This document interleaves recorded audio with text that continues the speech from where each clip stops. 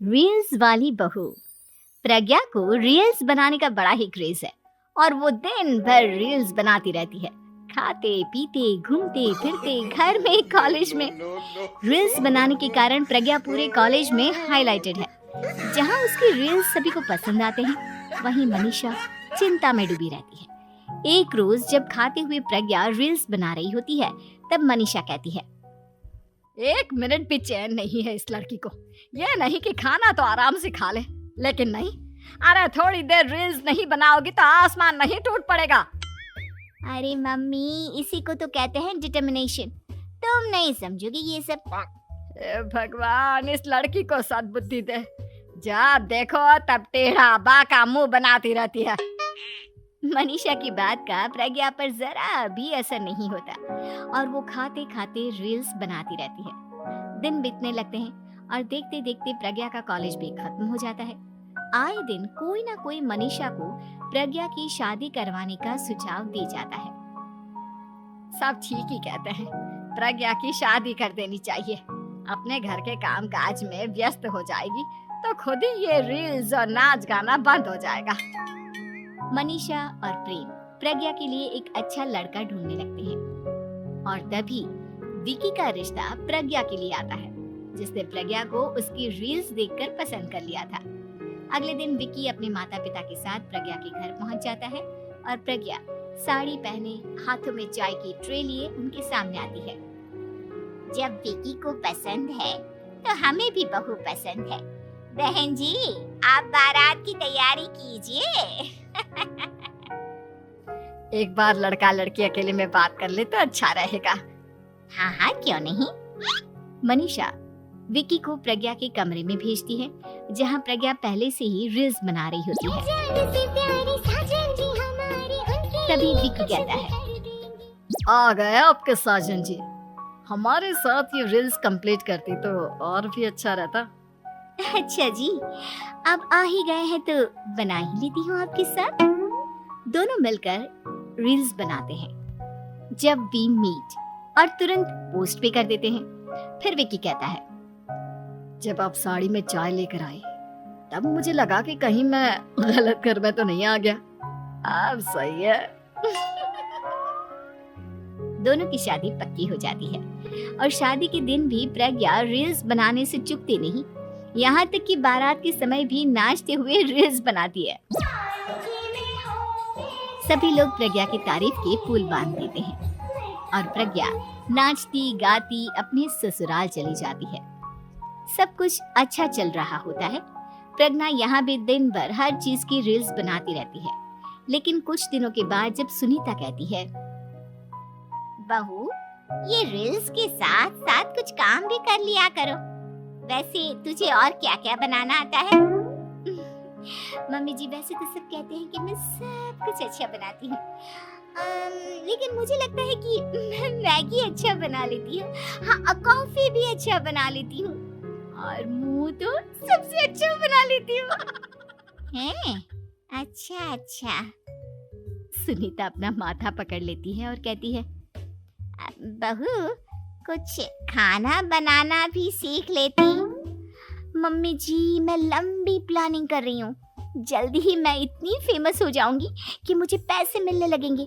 हम दोनों सास बहू राज करेंगे, राज ना कर काम करेंगी और लोगों की तो लाइन लगेगी हमसे मिलने के लिए। तेरा दिमाग खराब हो गया है क्या बहू? हंसी मजाक तक ठीक है, लेकिन इस तरह घर नहीं चलते। जितना जल्दी हो इस घर के तौर तरीकों को सीख लो। प्रज्ञा मुंह घुमाकर चली जाती है और तुरंत उसी वक्त एक रील बनाती है। ये देख सुनीता का गुस्सा 7वें आसमान पर चला जाता है और विकी के घर आती ही सुनीता उसे सब कुछ बताती है। विकी भी अब प्रज्ञा की इन हरकतों से परेशान हो जाता है। तुम टेंशन मत लो मम्मा, मैं देख लूंगा। विकी कमरे में जाता है तो देखता है कि प्रज्ञा रील्स बना रही है। विकी बड़े ही प्यार से प्रज्ञा से कहता है, प्रज्ञा, इन सब के लिए मैं तुम्हें मना नहीं कर रहा हूँ, लेकिन फिर भी हर वक्त तो ये अच्छा नहीं लगता ना। समझने की कोशिश करो, मुझे भी तुम्हारा थोड़ा वक्त चाहिए। मैं जब ऑफिस से आता हूँ तो मुझे समय देने की जगह इसी में लगे रहते हो। तुम ज्यादा ही सोच रहे हो। तुम भी मेरे साथ रील्स बनाओ ना, तुम्हें भी बहुत अच्छा लगेगा। तुम्हें इज्जत से कोई बात समझ में नहीं आती क्या? दिमाग खराब हो गया है तुम्हारा इस चकाचौंध से। अगर तुमने अपना रवैया नहीं बदला तो मैं तुमसे दूर चला जाऊंगा। तुम ही रिश्ता लेकर आए थे, मुझे लड़कों की कमी नहीं थी और ना आज है। विकी दरवाजा पटक कर चला जाता है। धीरे धीरे विकी प्रज्ञा से दूर होता जाता है।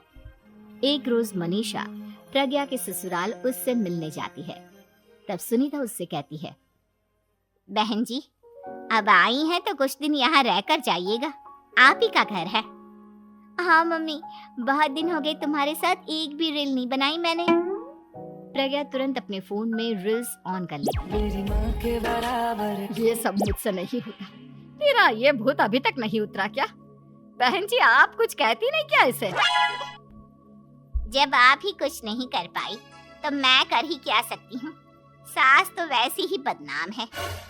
शाम को घर की लाइट चली जाती है और मनीषा प्रज्ञा से कहती है, मेरे घुटनों में बहुत दर्द हो रहा है, तू लाइट का कुछ इंतजाम करना बेटा। अच्छा कैंडल जला देती हूँ मम्मा। प्रज्ञा गाते हुए कैंडल जलाती है और खिड़की के पर्दे के पास रख देती है।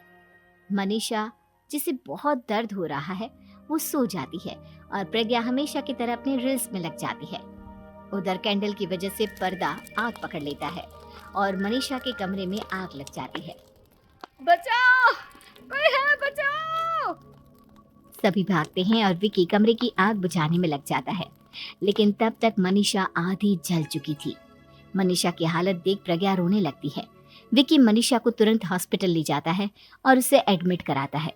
विकी प्रज्ञा से कहता है, देख लिया ना, तुम्हारे इस नाच गाने की वजह से आज तुम्हारी माँ की जान जाते जाते रह गई। अब पता नहीं तुम और क्या चाहती हो। उधर डॉक्टर कहते हैं, इनकी हालत बहुत नाजुक है, आधे से ज्यादा जल चुकी है। प्रज्ञा रोती हुई मंदिर में जाती है और भगवान के आगे जाकर कहती है, भगवान मेरी माँ को ठीक कर दो, मैं कसम खाती हूँ हाथ से ये रील्स बनाना छोड़ दूंगी, बस मुझे मेरी माँ वापस मिल जाए। 2 दिन बीत जाते हैं और मनीषा खतरे से बाहर आ जाती है। पेशेंट अब ठीक है, आप लोग उनसे मिल सकते हो।